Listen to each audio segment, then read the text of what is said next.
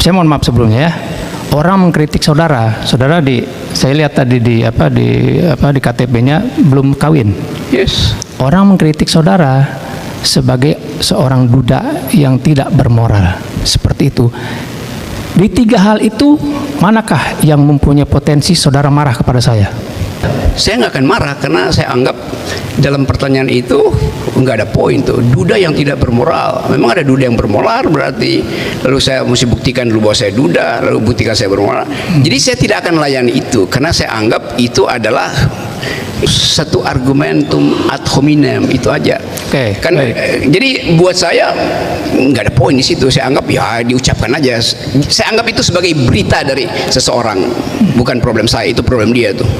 Ya itu artinya di dalam masyarakat kita dianggap bahwa orang yang tidak punya pasangan, apalagi duda, dia pasti tidak bermoral, apalagi janda.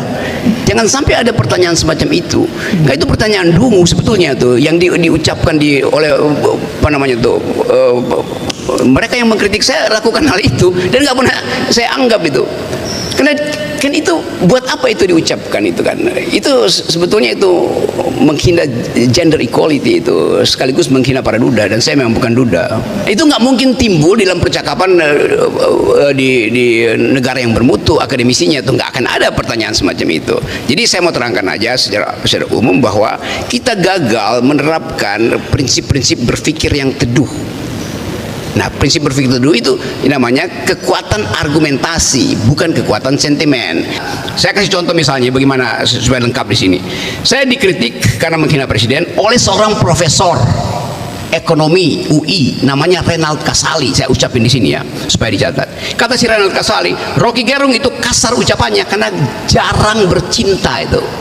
Bayangin coba, datang dari seorang profesor UI itu yang figur publik, dia di figur publik karena dia endorser jamu namanya jamu tolak angin tuh.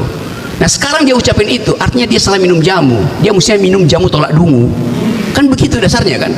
Bagaimana dari seorang profesor datang kausalitas, karena anda jomblo maka anda mulut anda kasar gitu kan. Jadi silakan saudara Kasali ganti iklanmu itu, saya minum jamu tolak dungu karena saya masih dungu, bukan mesti begitu kan.